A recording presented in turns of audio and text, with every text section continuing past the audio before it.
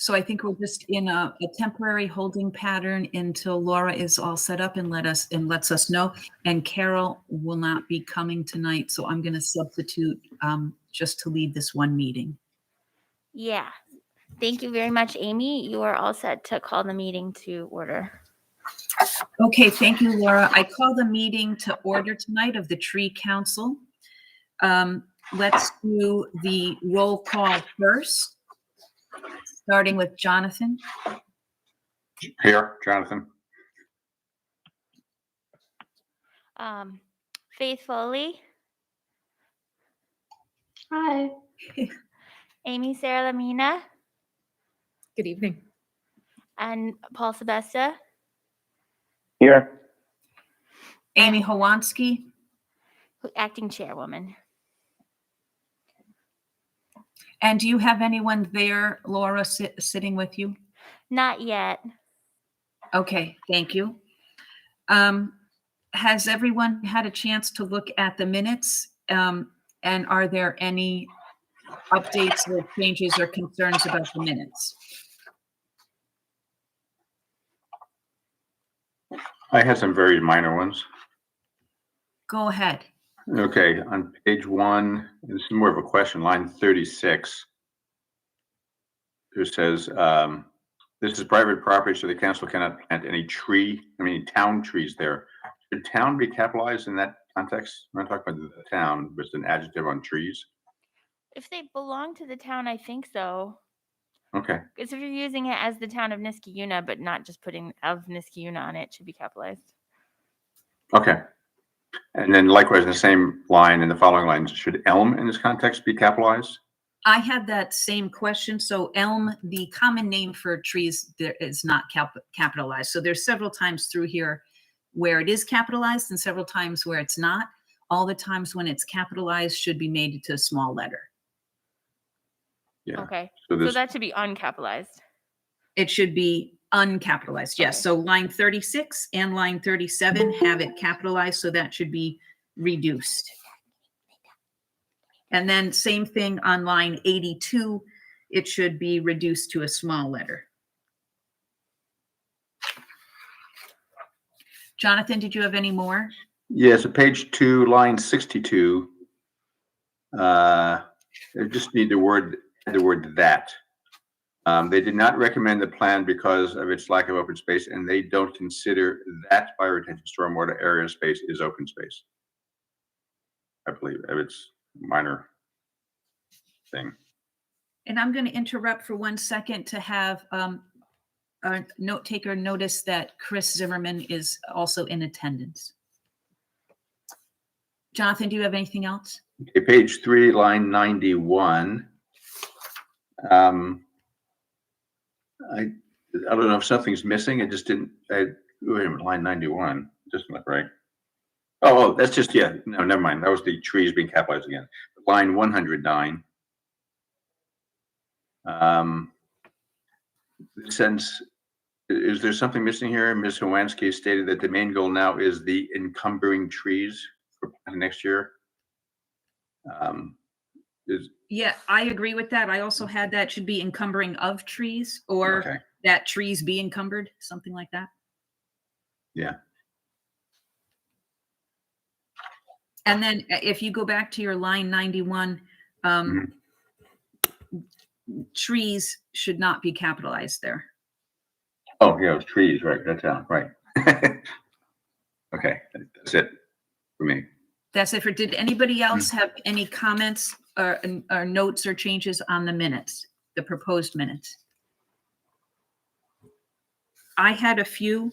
I have a question on lines 18 to 21. It said that I placed a motion to accept the November minutes, and then Mr. Marr seconded the motion, and then I wish to make changes, and then we made changes, and then we approved them. So that may have happened. I don't know. Is that what happened, or did we make the changes and then we made the motion? I think you're right, Amy. That's the wrong order. No, that is the right order. You're supposed to make a motion. Yeah, you're supposed to make a motion to accept the minutes, and then there's discussion, and then you adopt as the discussion. Yeah. Thank you. So I did it wrong this evening, so we should have had a motion Yes. to approve. So is there anyone who would like to make a motion to approve the minutes before we continue? Amy is making a motion. Anyone seconding? I'll second. Can I interrupt a second? I was having trouble with my phone. Yes, Paul? I had a change that I couldn't get to. You're too quick for me. So think it's we were line- still, we're still doing changes. I just wanted to note that Jonathan did a second of that motion. Oh, And then right. Paul, you go ahead with your changes. I think I'm having a hard time flipping back and forth. I think it's around 42, line 42 on page 2. It talks about my dislike of shrubs that block a Yeah. view. I don't Yes. recall. It's line 44, yeah. Can you refresh? What was I talking about? I don't remember any of I that. actually think that was wrong. I don't think you were, I don't think your point was that it would block views. I think your point was that it would set a precedent that we would then be allowing shrubs to take the place of big trees Yeah. in the future. Okay. And I also had that written on my notes as well to question that. All right, good. Yes, this is the tree committee. And I don't want to be substituting shrubs for trees. Yeah, I think But- that's what you said last time. Yeah, I hold to that opinion, but it wasn't about blocking views. And Paul, did you have any other comments on the proposed minutes? No, that's it. Does anyone else have some? If not, I have a few. Okay, on line 34, I believe that the word bank is not capitalized. Mhm. And then we talked earlier about 36 and 37, elm is not capitalized. And I think we might need a little clarification. Chairperson Carey asked if Laura could give them the contact for the elm trees. And I think I think what we meant was the agency that sells the elm trees. So could we make that just a little bit more clear rather than just contact? Yes, definitely. And then on line 50, it says Ms. Robertson, Ms. Hawansky made a plan to put together comments for the planning board meeting on December 13th. And I think what it was that we were going to be suggesting some trees that we thought would be good for that site that would mimic or go along with the cherry trees that were across at the synagogue. Mhm. So I think it was to propose a suggested tree list. And on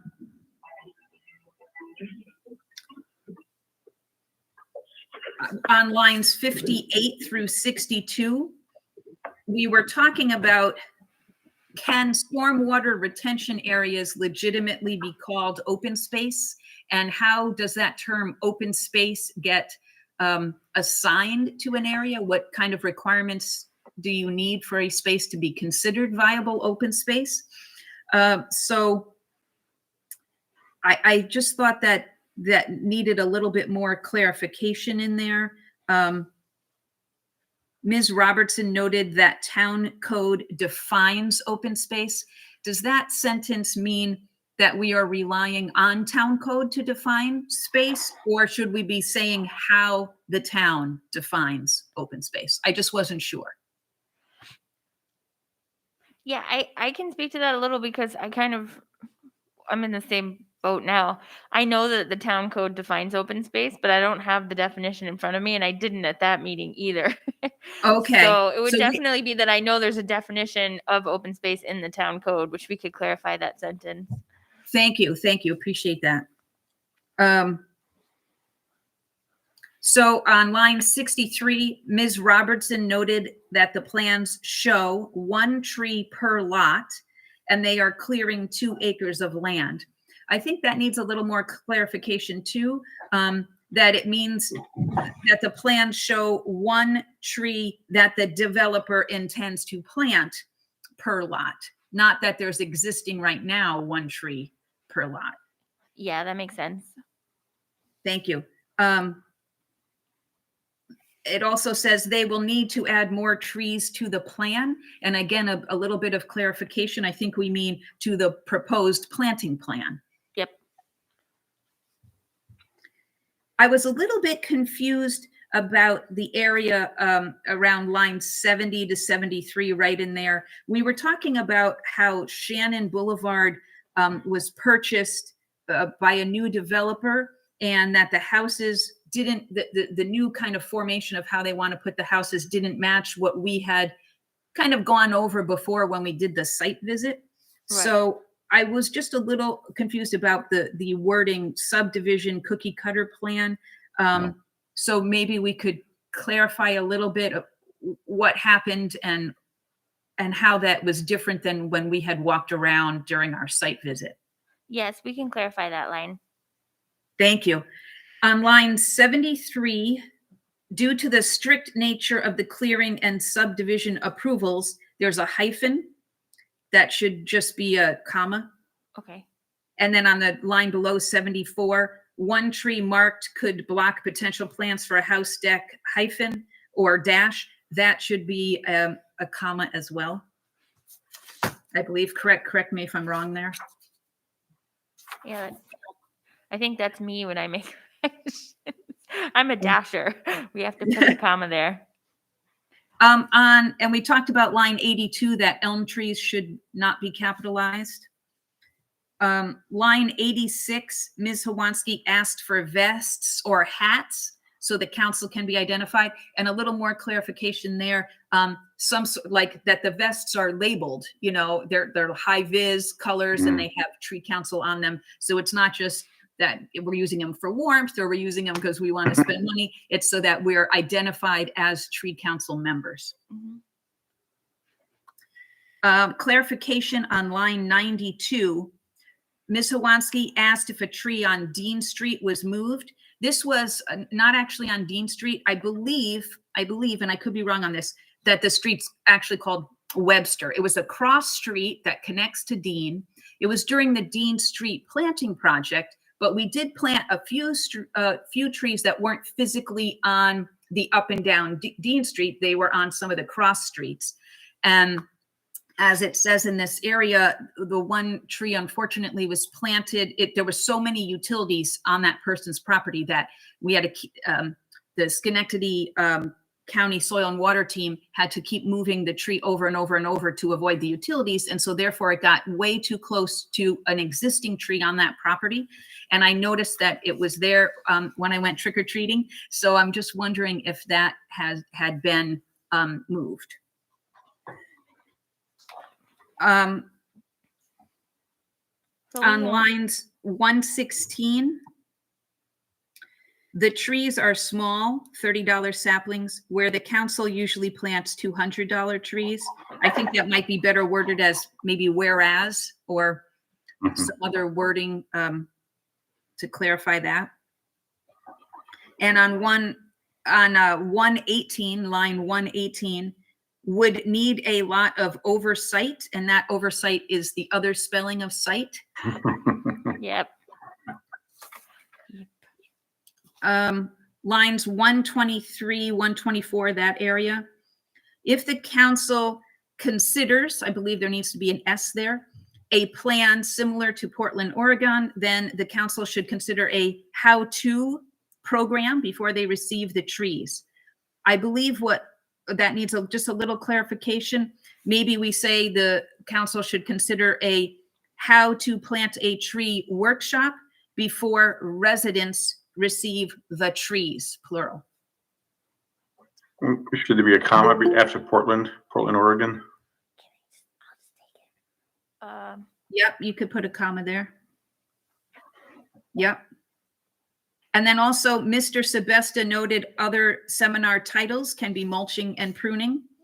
I think we need to add a that after noted. Mr. Sebesta noted that other seminar titles, and I think we should change the word titles to topics. Topics could be mulching and pruning. line 131, the town board and get them reappointed. I think there's an S after get. If so, the sentence would read, if they do, she presents their names to the town board and gets them reappointed at the next town board meeting. And then final question, usually there's a statement about who motioned for adjournment and who seconded, and I didn't see that here. And maybe we didn't, maybe we forgot to that day. Sometimes we forget. My suggestion is, because some of these have to be like re-listened to and reworked, is that we've made a note of all of the changes and we should present the minutes to you guys again at the next meeting. That would be my suggestion. Do we, as a council, vote on that, Laura? Yeah, we need a motion to table in a second, and then we'll bring them back at the next meeting. Amy Lamena is going to motion to table. Is there a second for that motion? I second. Paul. Thank you, Paul. Paul seconds. So we are going to table that and then look at the revisions next time. Thanks, guys. I think all of those changes are really important and worthwhile to do, too. I definitely appreciate you finding them. Thank you. The next topic will be privilege of the floor. Before we go on to the Girl Scout tree, are there any other emails or people who had a privilege of the floor? Amy, just quick point of order. Oh, yes, sir. Yeah, do we need a vote on that? So there was a motion and a second. Do we need to then vote as a whole to table the minutes? Yes, you do. Sorry. Oh, thank you, sir. Thank you. You can tell I don't know my Robert's rules. No, I know. We were just trying to correct that. So I know. Just So, trying to catch it. So thank you, sir. So those people who are saying aye, yes to tabling, please indicate. aye. Aye. Those who are saying nay, please indicate. Throw me in the eyes, Paul. And then anyone abstaining? Okay, so the ayes have it and we will be tabling it. And please continue to correct me since I am not used to leading. Thank you so much. So Amy, you earlier pointed out when Chris came, I thought I'd mentioned Amanda's come on too, so you can add her. Oh, yes. Yeah. Hi, Amanda. Thank you. So please add to the minutes that Amanda is in attendance. Thank you so much. Hi, everybody. I apologize for my late arrival. Thank you for coming. Okay, anything else that we need to do before we could go on to privilege of the floor? So any privilege of the floor, Laura, that came in through emails or anyone in attendance? No one in the room, and I just double checked. I received no emails. Okay, thank you. The people that are doing the privilege of the floor for the Girl Scout, is there a person presenting that, or are we referring to our packets in our email? That's Linda. She'll present it to you. She double works as a Girl Scout leader. Triple works. Triple works. Linda, are you ready to do your presentation? Well, I believe the presentation is in the packet. Yeah, I'll pull it up. So the Girl Scouts USA is trying to get Linda, is trees your mic planted. on? Is it on? Can you hear me better? Yeah, that's better.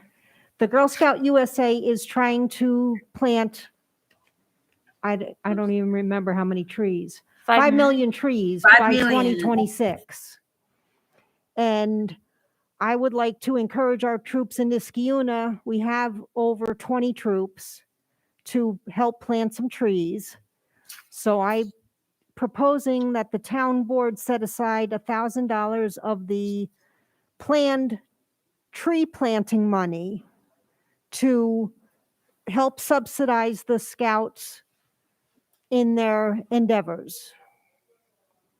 And I was volunteering the tree council to run a tree planting seminar with the girls and to work through the steps of tree planting and maintaining the tree for a season or two. What does subsidize mean? The trees that I'm proposing to have planted are going to be in the town right of way. So depending on how many troops are interested in doing it, we will grant an amount of that $1,000 to each troop. The troops have to pull in the rest of their money to buy a adequately sized tree for the space and plant it in town right away or town land. So just a point of clarification, you're saying town right of way in the Girl Scout tree promise section, it says that it's for town parks. Are you being specific about that, or could it be either? It's debatable. I would say like Lexington Parkway is town right away, but it's also park. I think the point is it's a public tree. So like if the town could give seed money and say like, okay, any troop that's going to take on this tree promise and plant public trees in the town of Niskayuna, we'll give you $75 and you have to raise, $75, or it might actually have to be slightly more than that. And then the girls have a goal that they can use to, because Girl Scouts is all about goals. A lot of times it would be cookie money. So they would, when they were selling cookies to people, they'd say that our goal is to raise enough money to plant a public tree in one of our parks or something like that. They have then a goal to be able to match the funds so that they can purchase, or the town, one or the other, would purchase a public tree that they would then plant and take care of. So I'm back to being a curmudgeon, and you say gift, and gifts of town monies is not allowed even for not-for-profits. I mean, you could make some form of a contract. Like the girls I guess couldn't raise the money and give it to and purchase half the tree because that would be a gift. It's a legal issue. I'm not there. I'm not the attorney, but gifts of town money, even to not-for-profits, no matter how great the organization, it's not allowed. Right. In my Well, opinion. I see what you're saying. They wouldn't be getting a gift because the town would normally pay full price for a tree to put it in the public space, right? But they would actually be giving a gift because they would be Are you giving money? Are you giving money to an organization? Then it's a gift. Yeah. Yeah. I like this idea a lot. I think maybe potentially there might be a way to maybe match, if the town potentially purchased the trees and then matched the potentially donation of the Girl Scouts. If the Girl Scouts were able to raise a certain amount of money, the town could match that. There you go. How about the Girl Scouts give us the money, we buy the trees, and they plant them? Yeah, so that's what I'm proposing. That might work. They give us the money, we purchase the trees, and they plant them. But then you're back into like this homeowner arrangement. You got to make sure the trees go in the ground and stay there and are planted in the right place. Yeah, so I would suggest that we kind of identify the planting locations and that they be in parks and potentially, as you indicated, Linda, within the parkways, because that way we're not dealing with any necessarily town residents. I think that if, I think a short description of this project and kind of workshopping it, so like a short couple paragraphs would be helpful to kind of tease out what the project is, and then that way there would be kind of alignment so that there's no kind of conflicts of interest as far as how potential funding would be applied. I also had some concerns that along the lines of what Paul said, because if you can't show favoritism. So if you were going to do a grant, you would have to go through the whole grant process and, open it up to other groups like Boy Scouts and 4-H and We're just not able, we're not even able to entertain grants. It's not, you really need to talk to the legal department about, the towns don't write grants. Yeah. Agreed. I think there also may be the appearance of conflict of interest, even if there isn't conflict of interest, if we're putting those trees on streets that are favored by or lived on by where the Girl Scouts live.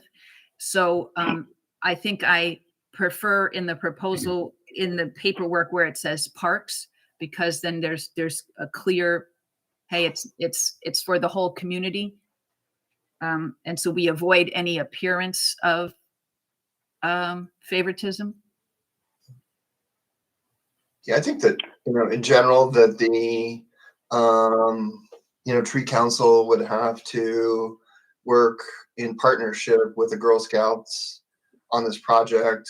And then I think if there's a way to kind of make it transparent that we're interested in working with any group, for this type of, depending on how it's set up, like Paul had alluded to, if they raise some funding, then the town potentially could purchase the trees, and that funding would come to the town. So because of the purchasing power of the town. Right. So we also had talked before COVID about, at Arbor Day, and we talked about it in our last meeting, that we had wanted to have some of these educational programs associated with our Arbor Day presentation. And so potentially what we could do is have some workshops. This is how you buy a tree. This is how you select a tree for a site. This is how you plant a tree. This is how you maintain a tree. And we open that up to groups in the town. Girl Scout groups can come, but also other groups can come as well. Again, avoiding any sort of indication of favoritism. And here's another thought. This could be potentially rolled into that homeowner tree planning proposal that I just the last minute sent some info out on, that Chris, that we just discussed briefly, that maybe an elderly person that wants to purchase their own tree that's could do so, and if they're incapable of planning them, could contact the Girl Scouts to aid, to assist them. So, Linda, does the Girl Scouts have a general sense of, like a goal of how many trees they'd like to plant? I have not brought this to 5 them. million. I've hinted this to some Girl Scout troops, and they are interested in planting trees.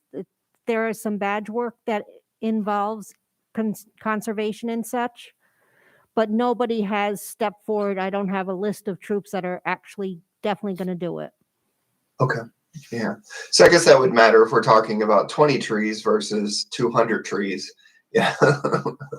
Just from the standpoint of the amount of effort, Yeah. I was thinking of setting up some workshops and such with the Girl Scouts as a small group to iron out some plans and what we're going to show them, how much attention they can stand, and then next year offer to more groups.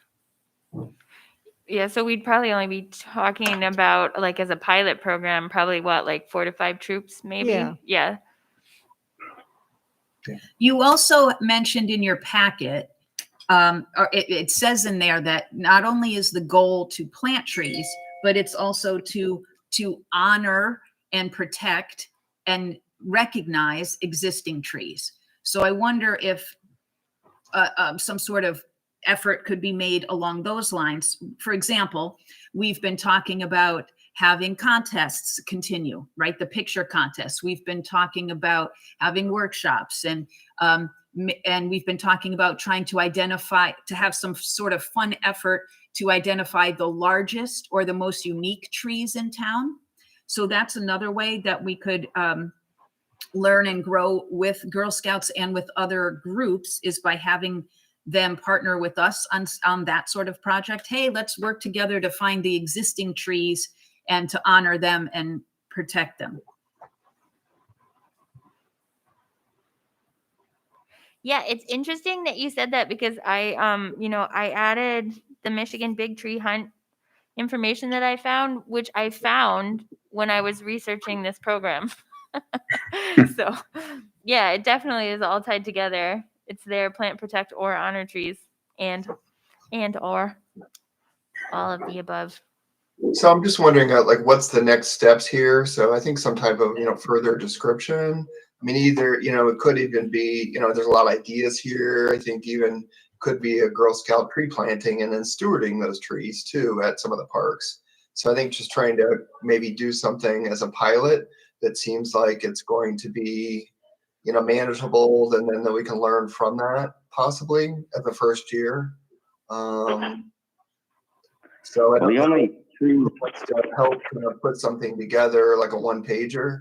I mean, I would review something, but I can't necessarily take the lead on it. I kind of threw in the homeowner program because they're small trees, and that's probably all they're going to be able to handle.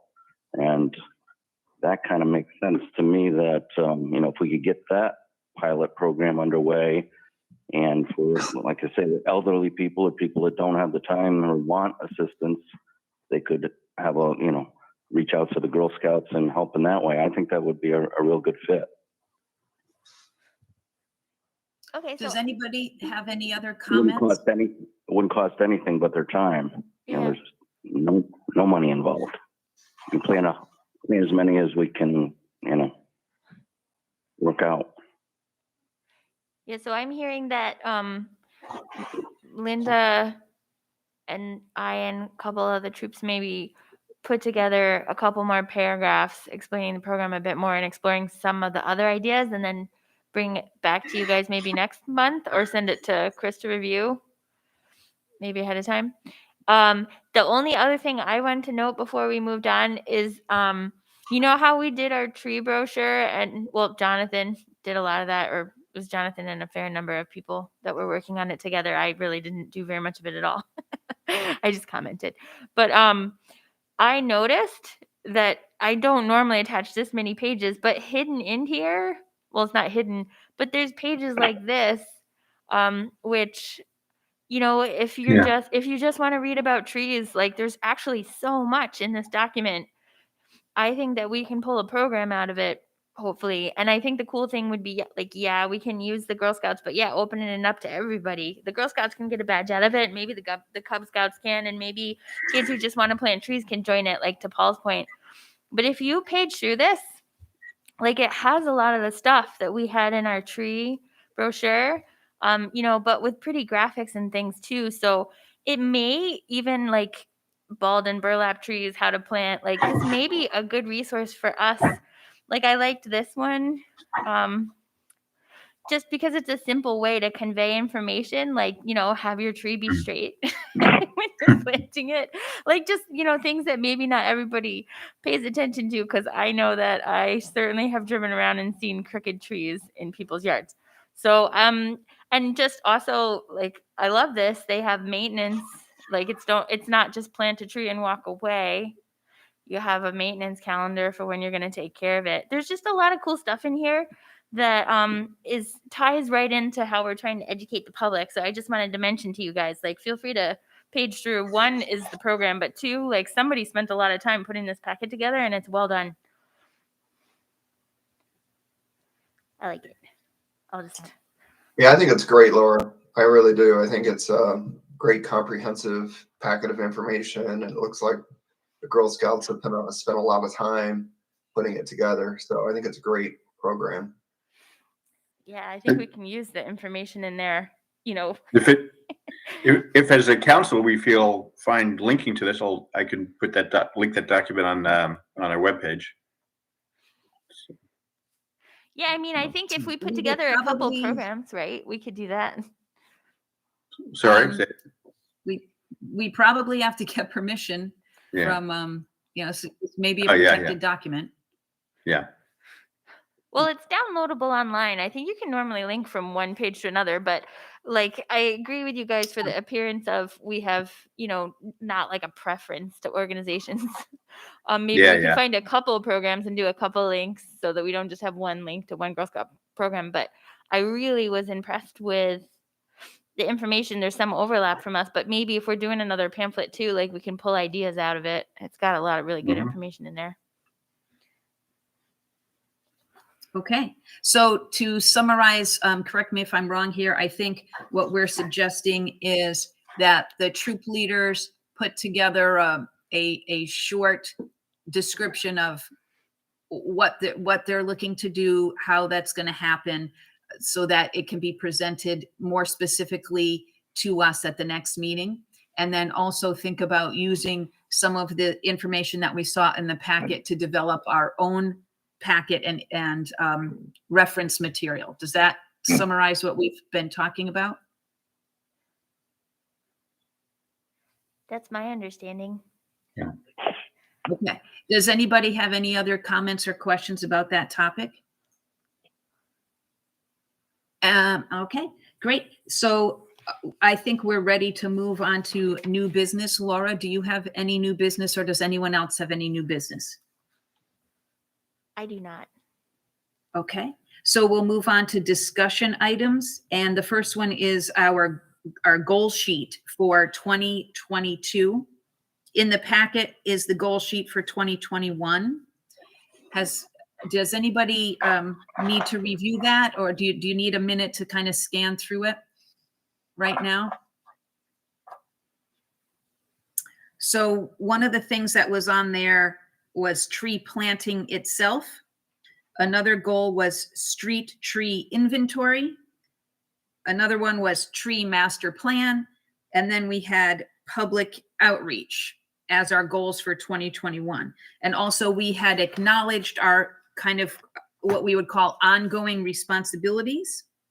And that would be updating codes, reviewing the subdivisions and site plans, answering questions from homeowners, updating our master tree and plant list, and pursuing forestry grants. Did anybody have any discussion items about the goals or any questions or concerns?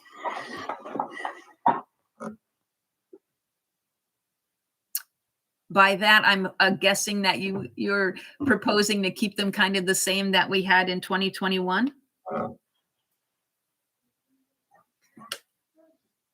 Laura, do you have any input on that based on maybe fiscal or other responsibilities that we may have? For the ongoing responsibilities? Well, for the goals in general? Oh, I mean, I think that not a lot of them have changed. Although I don't think that that's a bad thing for the tree council. Like, I think we've been working on them, and they still seem to me like they would be our primary goals. Like, we've been following them. We've been purchasing unique and special trees.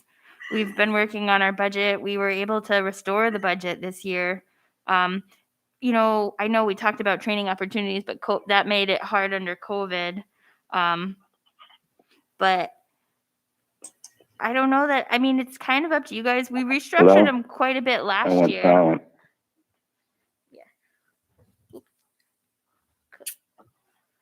So Laura, this is Chris. In regards to and Amy, the section, I think as far as like what we accomplished, the street tree inventory, I think that we pulled a grant together. I think that was 2 years ago that you and Clark pulled that together. But I think COVID kind of got in the way of that funding program. And so I think we can keep that. We can probably cross out the fulcrum data, so just work towards grant for full inventory. Yeah. Period. Yeah, they still and haven't then- released it. That's why we haven't submitted it. Like, New York State Right. still hasn't released the grant again. Yeah, and then a goal under the street tree master plan, I think it's just complete the street tree master plan for Niskayuna, period. So that just needs to be done. And I think, diversifying street tree species can just be eliminated because it's not necessarily it's more of, I think, in tree planting. But then, we need to work on finalizing the definition of a tree of value. So there's two, I think, goals there. Okay, yep, I see that. Yeah, and then potentially, we could go through, I don't know if it's, we have a sufficient time, but which of these do we actually accomplish? some I think are just kind of ongoing, but some, of these goals, we have not, accomplished necessarily. I wonder if we wanted to come up with, it would be good to know like how many trees we're actually planting. I think this was a banner year, the crew that really got that grant. I mean, that was really super. So like how many trees were actually planted this year and what is our goal for, planting versus removals? I know I keep saying that, but I guess I'll make sure I try to get that done for the next meeting to know like, well, how many trees were removed? How many trees are we planting? If we established a goal of planting at least as many trees as being removed, we're going to plant as many, or something like that. So.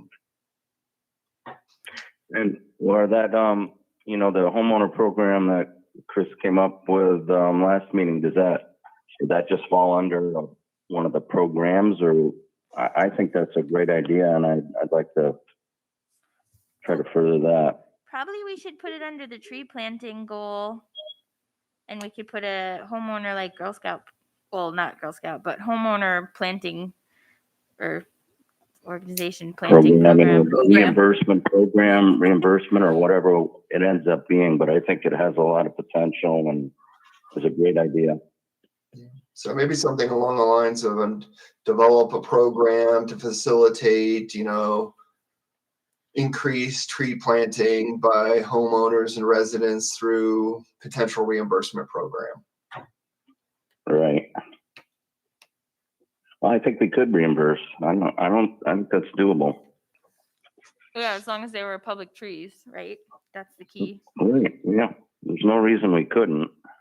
So we're saying, sorry to interrupt. We're saying so far, correct me if I'm wrong, that we want to add a goal into tree planting, which is to develop a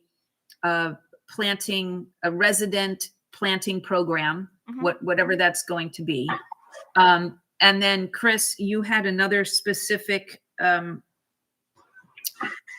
suggestion for tree master plan. You said to keep A and C, but get rid of diversify street tree species.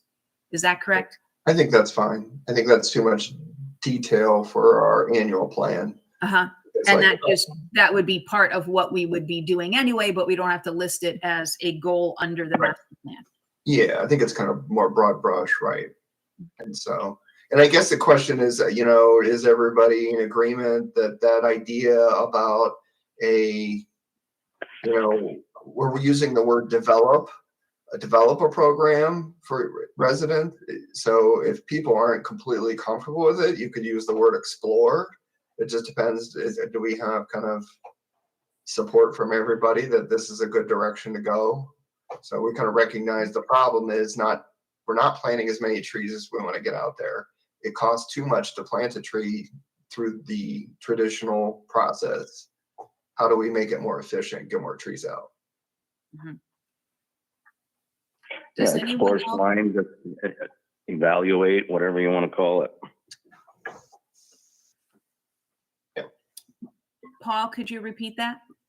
I was saying, you could call it whatever Chris was saying, could call it evaluate a program or what, develop is too committed. So we could say explore or evaluate the possibility of. We could say either one of those things. Right. I agree. Does anybody else have any comments for adding, removing, or changing what we see on the 2021 goals? Laura, do you think that we could have those changes made and then we could vote on it at the next meeting? Yeah, that's what we usually do. Yep. And then for the ongoing responsibilities, I don't know that, but then on the back, just so you guys know, there's the committees too. It's the same. It's all one document. So we do have to make some changes to that because we've had people come and people leave. Right. Yeah. So, so can we take a second to clarify that? Is everyone all right with that right now? On the public outreach subcommittee, we have Amanda, Daryl, Carol, Amy Lamena, and Jonathan. Are you all okay staying on that committee? I'm fine staying on the committee. My name is slightly wrong. Uh, whenever my Tell name us, is, tell it's us what okay. changed. Amy's more of a nickname. My name is Amy Sarah. I'll answer to anything. I'm happy when people are talking to me. But yeah, if it could be printed completely, that'd be cool. Yep, we'll do that. It's just a little.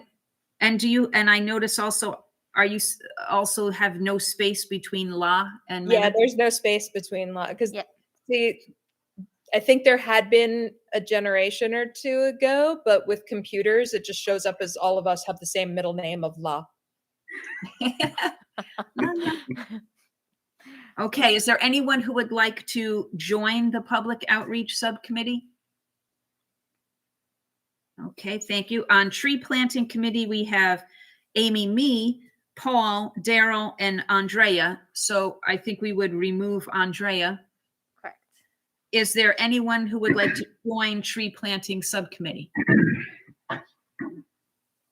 All righty, and then on master plan subcommittee, we have Chris, Andrea, and Carol. So we would move Andrea, that leaves Chris and Carol. Is there anybody who would like to add themselves to master plan subcommittee? We really need at least one more person. Please. Yeah. I think, talking to Carol, we just need to power through and finish the plan. So that's kind of what we're going to be working on. So if anybody likes to write or edit, I don't. So I can Laura, help out with that, with the tree master plan. That would be great. Thank you, Amanda. Help on that so one. we'll add Amanda to master plan subcommittee. And Laura, could we have these ready for approval next time when we're voting on the goals? Yeah, I put them all in the same document. Terrific.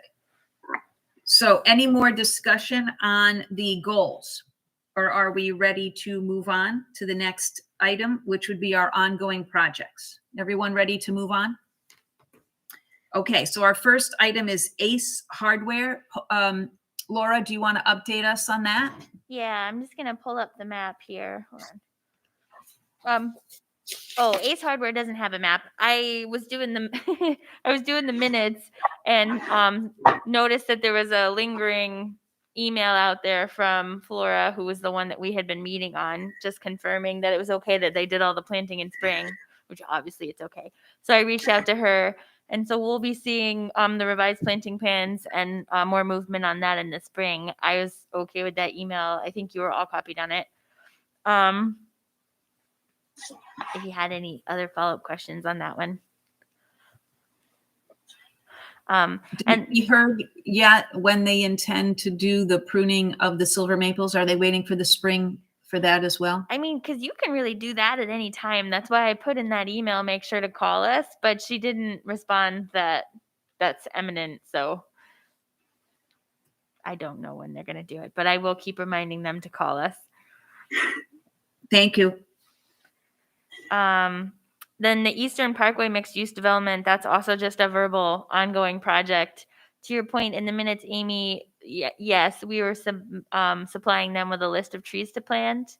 And I have a couple other comments from you guys that they're working on. And there's also some code updates that require some landscaping and buffering and stuff like that. So that's in the works, but we don't have a revised plan yet. And are we going to, as the tree council, are we going to be able to see it before it gets its final approval? Yes, I believe the planning board referred that landscaping plan to you. Actually, I'm pretty sure it's even a condition of the special use permit from the town board.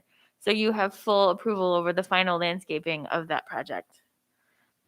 That's great. Thank you, Laura. That's as tough as it can get. I mean, the town board said that you guys are the final approver of the landscaping. So, okay. And then the last one's the one I have on the screen. This is the one we talked about last time when we were discussing, what was open space and what trees were being left. And I just want to update you on the discussions. This is still not a landscaping or planting plan. And even though I did send them your comments and your comments are written right into the planning board agenda statement, they still haven't really adjusted their planting plan or shown any true like habitat restoration. But the one thing that did change from the last time that you guys saw this is they dropped a single family home inside of the subdivision. And so they do have more like true open space.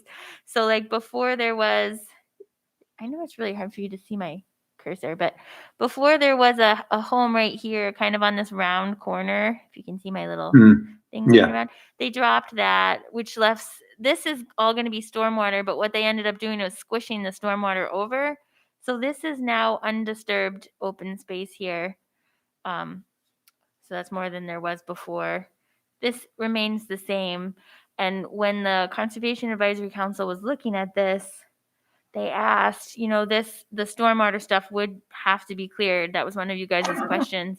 It would definitely have to be cleared. So one of the things that the CAC was requesting was, they're understanding there's a little more open space now on this plan because they dropped a home, but they also wanted to see trees planted around and between all of the stormwater stuff. So when there's a landscaping plan that comes through, they want to see a lot of trees planted around the edges of these little blue guys. So, and then I think we had said we'd like to see, trees up and down the road. There needs to be more plantings along, the fronts of the homes and stuff like that. So still needs a lot of work, but I did want to mention that your comments on this one, they still have to address a lot of them, but at least one of them made some headway and they added some open space.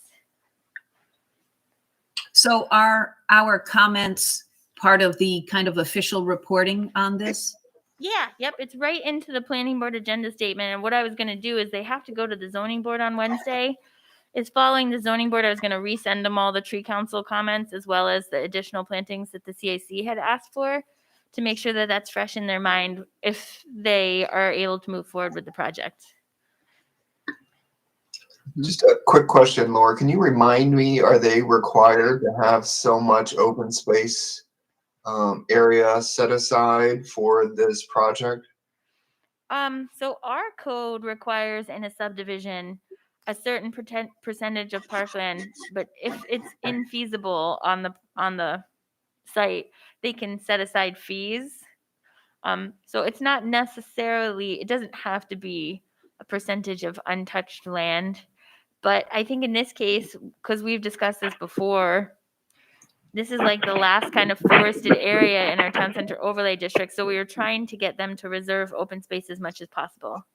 Right. And then, yeah, I think that was one of the comments, is just in the sense that they were counting the stormwater management pond and the bioretention areas as open space. It looks like they changed that. Another quick question. Are there specifications for the stormwater management pond and bioretention areas as far as the kind of vegetation of those? I mean, in most instances, I see those as, just, swales, then they're grass. Yeah. Is that what required by law, or could we, if they are going to count them as, counter to that, if you're going to count them as open space, could we request that they be more of, rain garden or a true like bioretention area with, Planting. water loving vegetation, Yeah, so you guys were the first one to kind of identify that the stormwater was in the open space and was that really truly open space. But once that comment was brought to the CAC, they really took it to heart. And when they were talking to the developer at the last CAC meeting, they had the same question that you just asked. And the engineer said the bioretention area is mulched and has planting. So the bioretention area, you can put red maples and witch hazel and things like that in the bioretention area. It's planted and mulched. But he did say that the stormwater management pond is typically like grass seeded and mowed if it's, dry enough. And the CAC asked if there was a way to diversify that vegetation, or if it had to be grass or it had to be something that could be mowed. Could they use a low mow wildflower mix or some kind of diverse grass seed? So if it had to be, if it couldn't be planted, to at least try something besides, like Scott's turf lawn seed. And they were very amenable to that. Well, I think the detention basins can be planted, but not with anything that really grows to any significance, because they silt in and are supposed to be, Maintained. potentially dredged and replanted down the road. Yeah, so it could be perennial forbs and grasses, Yes. and following some type of rain garden type design as opposed to a monoculture grass, potentially. That's Yeah. what the CIC brought up to them specifically, and the developers were at that meeting. And that was, the CIC put it into their recommendation, and at the meeting, the developers seemed very amenable to that. Great. Yep. West Mountain. Can I ask probably a not very important question, but on this plan here, at the end of Heartland Street, it comes to a house that's already there. And behind that house, it says open space area. It almost looks like that open space area belongs to the house that already exists. But they didn't have the double line there. Are they claiming credit for the open space of this other house that's already there? No, Is that's that- just their label. Their label didn't Okay. fit on lot 19. I see. Yeah, Okay. that label's showing on the existing house, but it's actually labeling lot 19 as open space. I see. Okay. Why are those houses such a funny shape? The They're proposed because houses. they're townhomes, and it's an interesting kind of thing where the T is closer. Do you see where the Yeah. little driveways come off? That's their Yeah. garages. That's Uh-huh. where they pull their cars in, and then they have a breezeway, and their living space is over here. Huh. If you guys, Okay. if you're interested in the project, you go back to a couple planning board meetings ago. They have elevations of what it looks like, of what these look like, and you can Hmm. see how you pull your car into, and that you have the breezeway, and then you come over, because the ones that are kind of like a weird T, or I don't even know what you Yeah. like, a T cell shape. And then there's the ones that are like, square. They have a different look to them too. So they have interior floor plans and elevations of these in a planning board packet from probably, I don't know, probably 2 or 3 months ago, maybe. It won't be the last one, because we don't carry all materials forward to every planning board packet, but when they were initially proposing this, they showed us what they would look like. Any other questions about this project?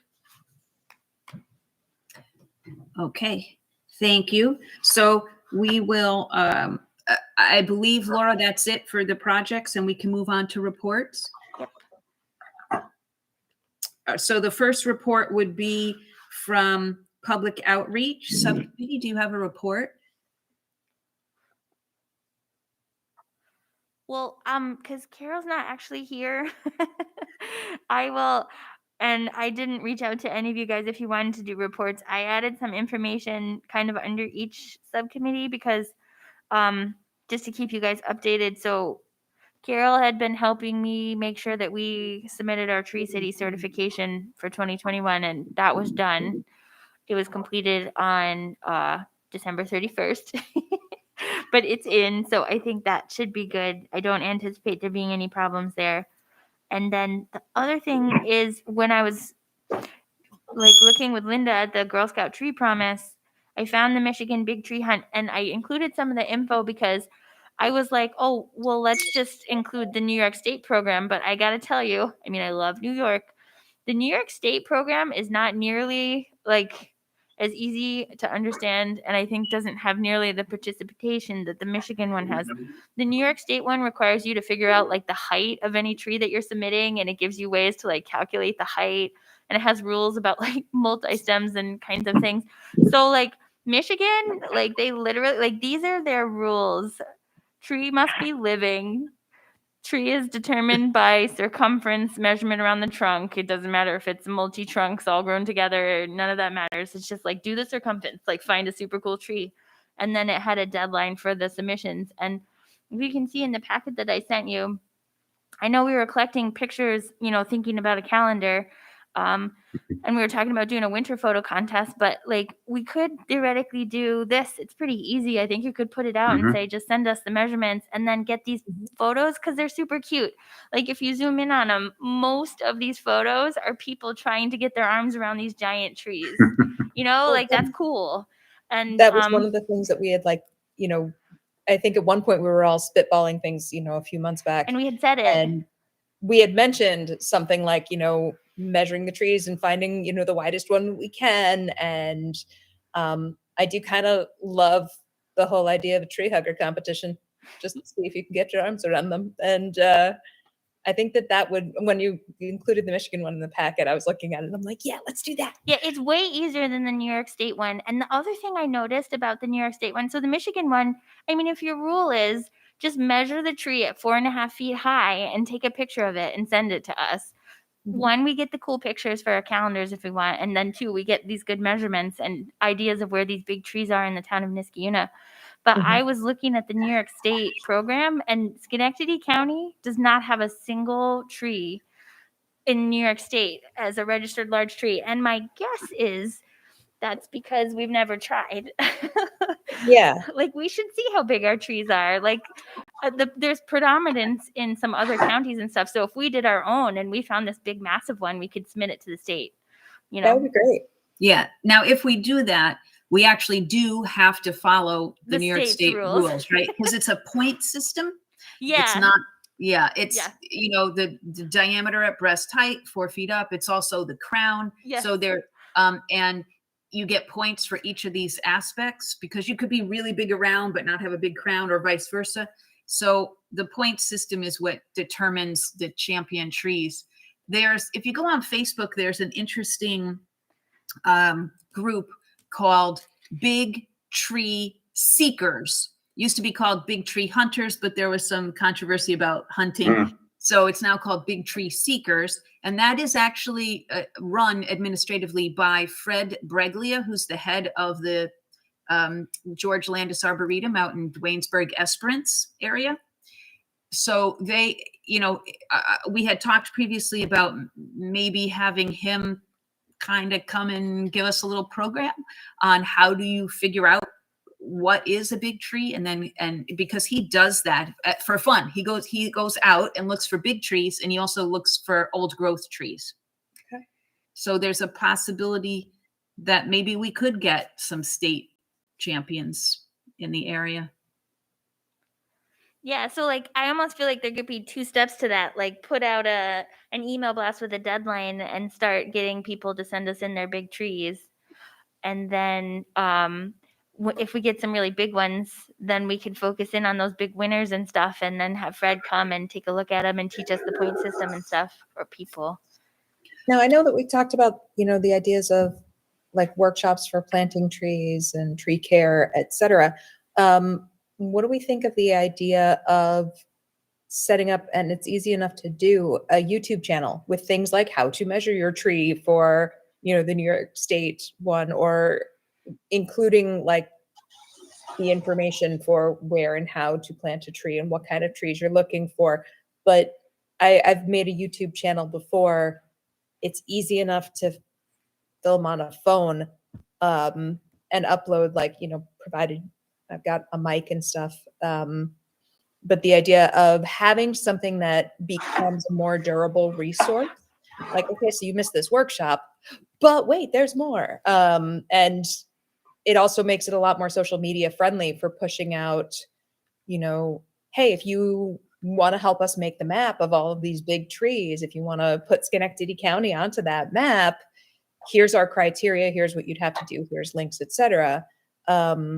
Plus things like, showing, even a slideshow of the winners of the different competitions, or a discussion of, I guess, the process of what the Tree Council does, or what a Tree City is. Just maybe for this coming year, trying to create something that's a bit more of a video presence. Are you suggesting that should be on our goals?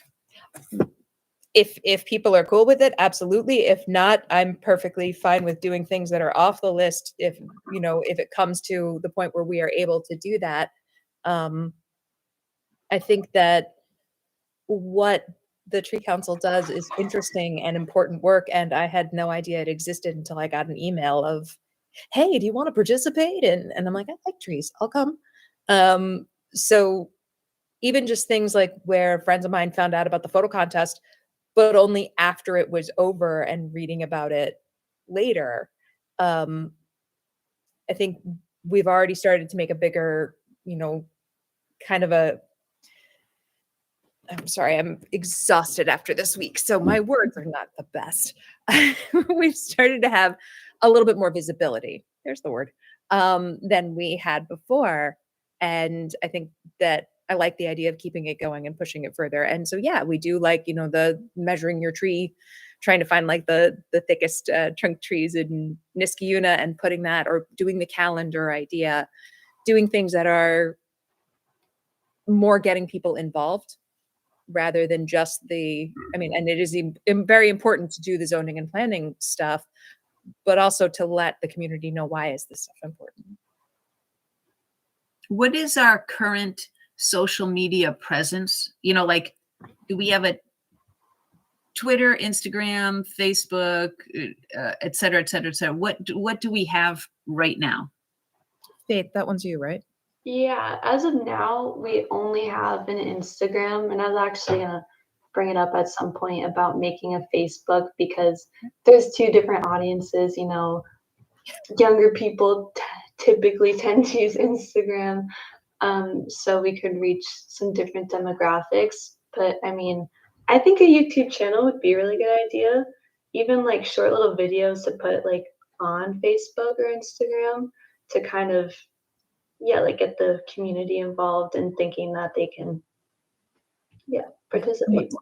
Once we've got a presence on multiple platforms, you can literally just take the one video that's on YouTube and put a clip of it on Instagram and put a clip of it or a link to it on Facebook and be like, well, today we're talking about the New York State tree, the sugar maple, or even interviewing people with conservation efforts, discussing the importance of carrying capacity of different species and how those are based on trees. I think there's just a lot of education that can happen. And even if we're just putting out 1 or 2 little videos a month, I think that'll be more than enough to, once you have a little bank of them, to be like, hey, welcome to Niskayuna. Here's what we do. I think it's a good idea. I like it. So Laura, are you able to add that to the goal list? Yeah. I'm assuming that's would be public outreach. Yeah, definitely. Okay. Any more info, questions, discussion on the public outreach subcommittee topics? Okay. Tree inventory and tree master plan subcommittee, any report? I don't have any updates. I did note, Laura, that in the agenda you mentioned the 2023 town master plan update. Mhm. So can you tell us a little bit about the timeline for that and how, the completion of the Niskayuna street tree urban forest master plan would need to be completed to then be useful for the town master plan? Yeah, I've started talking about the comprehensive plan because it'll take a while to adopt. Like, even if we start now, it'll probably be like the end of 2023 before it's really truly ready. It's a long process. But we had talked about integrating like at least good chunks of our master plan into the comprehensive plan, or referencing them or making sure they fit together. So I guess as far as timing goes, I think if we could complete the master plan in like our master plan in the next year, I think that would be plenty of time to put it in the comprehensive plan. But we can almost do them concurrently. I mean, not that you're not actually doing them concurrently, but as you find stuff out that you want to put in your tree master plan, we could put it in the comprehensive plan. You know what I mean? So we're kind of developing these ideas and, cross-referencing them all together. But one of the things that my economic development committee thought about was that they would like to see at least one member, or at least somebody from each committee paying attention to the comprehensive plan, so that there's all of these pieces are coming together in one place. They can be separate pieces, but we've got them all connected in this one plan. And so I'm not asking for any volunteers yet, but I wanted you guys to keep in mind that as we're developing this master plan, we're also now going to be working it into our comprehensive plan. So having somebody that can help us interweave them, I think would be really important. Okay. Any other info from the tree inventory subcommittee? Okay, tree planting subcommittee. So I will take that. Actually, Laura, could you give us an update? You had emailed me about the trees that you encumbered. Yeah, that was the one goal from our last meeting, was to make sure that we spent the rest of our tree money, which we did. We bought 2 Cadsora trees, 2 Zelkovas, 2 Tupelos, and 3 Ginkgos. All pretty good sized trees. That's great. That's And- awesome. No long-term elm purchases, I'm sad.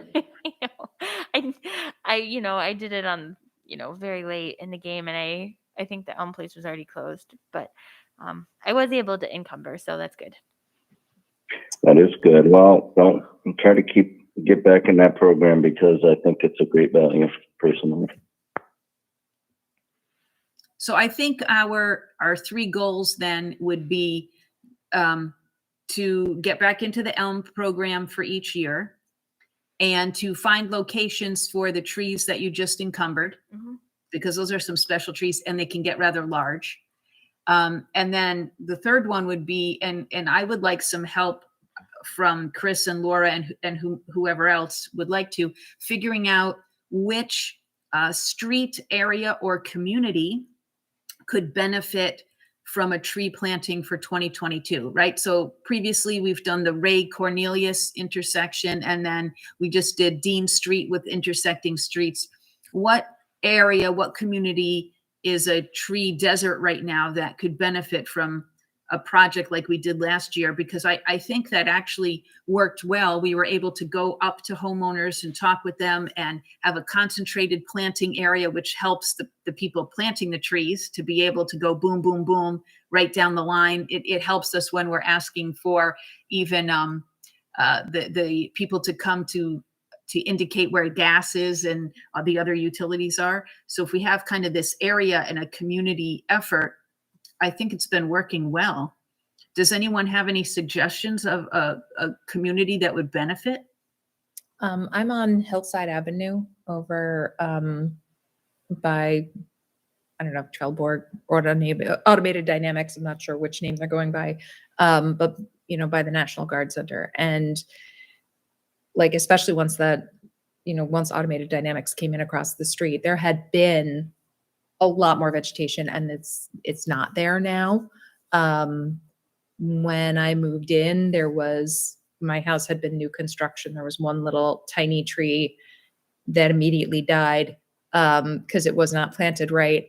And there was a big old oak that the builder had managed to rip half the root system out of. So it made it like 2 years before it died, and we had no idea.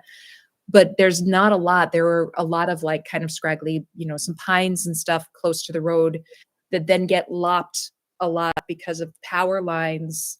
So we just kind of have half dead stick figures going on this edge of town, and it's starting to look a lot more industrial, and it is decidedly looking like the poor end of town.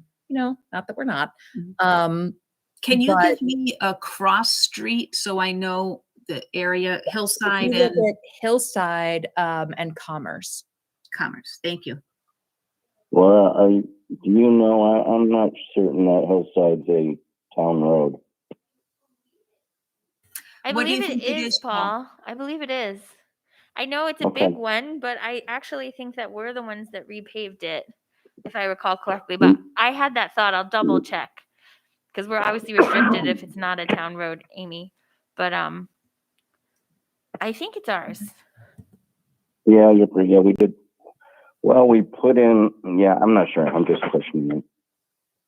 Or even if, offering advice to the homeowners on the street or reasons why, some of the there have been some older trees that have gotten taken down. So just in the last 10 years, this area has changed a lot. So even if we did an outreach of information or helping people figure out what kind of tree, what size might work with their property, what are the benefits of plantings and how it can change energy cost. You know, just some things like that to help reach out to that, because it's becoming more and more of a problem as time goes on this end of town. Yeah, Hillside is a town right away. Oh, it is? Yeah, it definitely is lacking in trees. Yeah, it definitely is. When you said that, I was thinking to myself, yes, it does. I mean, yes. You And might then want to also, think about one thing is just thinking about the different programs. So right now, the mechanisms that we're doing tree plantings are the the town highway department plants the trees. So I don't know how many they planted last year. The tree council had these focused events and grants where we've done tree planting, and then we're proposing a new program. So I think that's just trying to figure out like how you're going to focus your efforts. Might be beneficial, and then potentially where. I will mention I think I'll put it in the tool, the tree equity kind of mapping tool. exactly. That's, and then That's so what I was thinking the about. resolution of that data might not necessarily be picking up what we're talking about now, but kind of oddly enough, the lowest ranked area in town is basically the high school in Mohawk Commons. So it has the least tree cover in the town in this Keuna. Is Mohawk Commons to the high school? Is that what you're saying? That Yeah, corridor? that area, that census block, essentially. I'm trying to put it in the comments, but yeah, it's something we can work on, in the future. I'd be more than happy to kind of at least what information is available, and then what's the limitation of that information. There was one other thing. Thank you so much, Chris, because that's exactly what I was thinking about, is we should be using that program and map that you guys did to figure out where do we have a need. We also talked about in a previous meeting of coming up with this standby list that we could give to the Parks Department, to the highway department, for when they get a tree, like at the end of the season when we encumber stuff and maybe we get a few trees in and they have to quickly plant some, of where they can pop trees in, what parks need it the most, and all of that we were going to use your program to look at. So I think that should be something else that we're thinking about, because we would have this, hey, all of a sudden you got an extra tree, here you go. Here's a list of every place in town that is our top 10 places that need it. Yeah. One quick question is that, so right now homeowners are requesting trees, I think. And so there's an ongoing list. I guess we've never seen that list. And so are we fulfilling that current list of people that are requesting trees? So that was the other kind of question is, I guess just overall, one of our goals is to improve communication with the town highway department. And I feel like we're kind of at a lack of information about how many trees were planted, how many trees were taken down, are we fulfilling that list? And not that, I guess that's on me for not reaching out to them, but Well, I'm just wondering. for Tree City, we have to know how many we planted and how many we took down. And this year, we had a bad year. Like, a lot of trees died. We took down like 80 trees this year or something. It's the highest I've ever seen. Like, Wow. 2 years ago, it was 20 trees. We only took down 20 trees for the whole year. And the year before that, I think it was like 40. But this year was 80. So that was just a super high number. And we didn't plant 80 trees this year. I think we're at like 50. Which is a good number for us, but we don't normally lose 80 trees. Can you send that data to me, Laura, and I'll Yeah. prepare it for our next meeting so that everybody can look at a graph to see what these trends are. Because I think that speaks to kind of sustainability and what some of our goals might be and our programs, and where we might want to target, And Laura, are you saying that the highway department only planted approximately 10 trees this year? I don't think the highway department planted any of the trees that we planted this year. They were super overwhelmed with all the COVID stuff that happened in the early, Copy. like they missed the Okay. spring planting. And then this fall, we were so busy on Dean Street, which is why I was able to encumber those other trees. I think I was able to count the Napa trees that we put in, which I kind of did by myself because you guys were so busy. But we got the Napa trees in, and then the Dean Street trees, and I think that was about 50. Okay. I have no idea what you're talking about as far as COVID impeding the planting of trees. Yeah, I mean, I know they missed the spring Seems like because an excuse. Just that's ridiculous to me. I mean, I don't know if you have something you're referring to, but they're outside, they're separated, they were all working. They should have more time, if anything, but I don't know. yeah. Unless like it is with a lot of other places, you're having staff having to isolate exposure, non-work exposure, but still, as soon as you lose a staff member who has to isolate, I don't know how deep their bench is, but it could be something like that. Well, it could be people out sick. I mean, to plant none, really? Yeah, I guess just looking at trends over time would be helpful in how we want to think about achieving our goals, right? Like, I think a low hanging fruit is just being able to plant as many trees as being taken down on average. Did we just lose Amy? Laura, Yeah, I think we just lost her. Did we? can you pull those Tree City numbers or tree planting and tree removal from the last couple years? I think so. If not, I might be able to get Patty to just give them to me. Yes. Yeah, that'd be great, Laura. Thanks. And then two, if we could have access to the current list, like, is there a spreadsheet of people calling in requesting trees, and where, what's the current status of that list?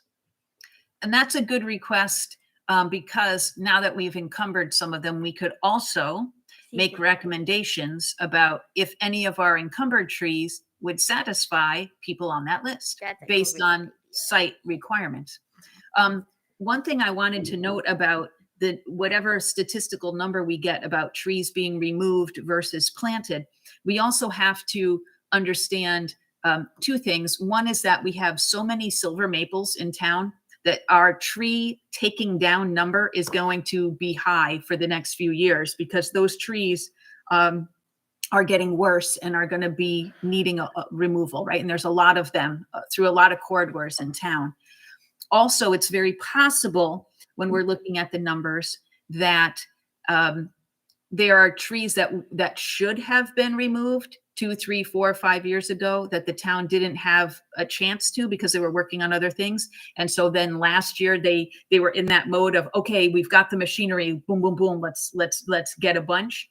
So we do have to consider, we have to analyze the statistic the way you would any information. What does that truly mean for us? And I do think it's a good goal to, whatever you're taking down, you're replanting. That's certainly a worthwhile target number. I agree, Amy, and I was preaching that same message for years, trying to beef up our removal budget, because Old Niskayuna has hundreds and hundreds of silver maples that are going to be all gone in the next 20 years. Yeah. And 80 is going to go to 100, 200, and that's no exaggeration. Drive around. Right. Do you remember sometime in the last year and a half, we were asked to do a site visit for a person, a resident who was concerned about, like, this tree in front of my house right here. And I went out and looked at it, and this tree right in front of their house was not the concern, but 6 or 7 other trees on the road. I was like, oh my God, these have to come down. And you all know, I am not a person to randomly take down trees. So I think it's going to continue to be a very big issue that we have to budget for, and we have to, acknowledge and have a plan for. Yeah. Does anybody have any other comments for the tree planting subcommittee? I would like to hijack Chris's idea on the homeowner program and put together a pilot program, put some structure to it, if that's okay with you, Chris. No, that's great, Paul. Or if you want to be involved. You want to send me, I can send you what I have for Portland, the city of Portland, Oregon. But that would be great if you could lead on that. That's fine. And I did the email I sent out just before 6 included some call 811, dig safely, National Grid information. And Amy, we were talking last meeting about the requirement to call when a homeowner digs, and it's not true. You can hand dig anywhere, anytime without calling. I read what's on the website, and I did call them in person to make sure I understood it properly, which is very clear. But they do welcome calls. But my problem is the more onerous you make this program, just the more difficult it is. And I'm not a big having worked in government my whole life, I'm not a big involved government person, ironically. But anyway, when you call 811, everybody in the world's got to go out and mark, and it's a huge expense, and a justifiable one if you're using a backhoe. But when you're using a shovel, it's not necessary, and all the utilities nothing's going to get damaged. They admitted that the one that's most susceptible is fiber optics. That's the shallowest and most susceptible, and there's no fiber optics in Muskegon, and probably never will be, as far as I can tell. So unless you really want to push call 811, you can take your shovel and dig anywhere you want in your front yard in the right of way, and that would just make it a lot easier than. It's kind of scary to some people call 811. You got to wait from the mark, and then you got to be concerned.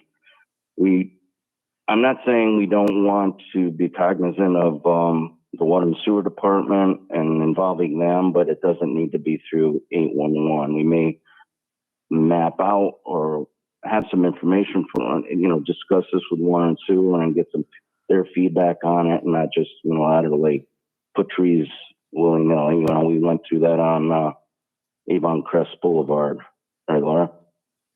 Mhm. So, we have Yeah, to work with our own water. I'm going to respectfully disagree just because of my experience working with homeowners and towns with planting in certain areas and hitting utilities and also planning for the future with where will those tree roots be in the future in relationship to the utilities, especially since we as a town, if we're paying for the trees, if we're claiming that the tree has to be placed in town right of way, it really restricts the area where the homeowner can do it into the area where a lot of the utilities are. And it could also make it dangerous for people who are digging. Well, I'm saying, they claim not, and I don't know what the danger is, but I'm saying work with our own internal departments, but calling 811, brings in everybody. You've got cable and gas, all those that you can't. They're at a depth that you're not going to hit them. If you want to do that, that's fine. But I'm just saying it's not required. It is absolutely not required. Anyway, that's just information. I still think the program itself has great value and would allow us to get a lot of trees in. And it's beyond the number of trees and the cost of the trees. It's the ownership of the trees and their, you'd have a greater survival rate when the homeowner's taking pride in ownership of them. Right. Personally. That means so much. So, Paul, to summarize, you're going to kind of take the lead on that, kind of start to develop that program. Is that correct? Yeah, I'd like to put together a little pilot program on that. Yes. Okay, awesome. Thank you. Is there anybody else who has comments for today on any of our topics? Anyone want to make a motion to adjourn? I motion. Well, Paul motions. Any seconds? Amy Sarah seconds. Let's have a vote. All of those who say yes to adjournment, please indicate. Anyone opposed to adjournment? And any abstentions? Okay, that Paul says yes. adjourns our meeting. And our next one is February 10th at 6 o'clock. And Laura, I'm assuming it will be hybrid again. Yes, definitely. Thank you, everybody. Thank you guys so you. much. Be safe. Thank you, guys. Bye, everyone. Bye. Mm.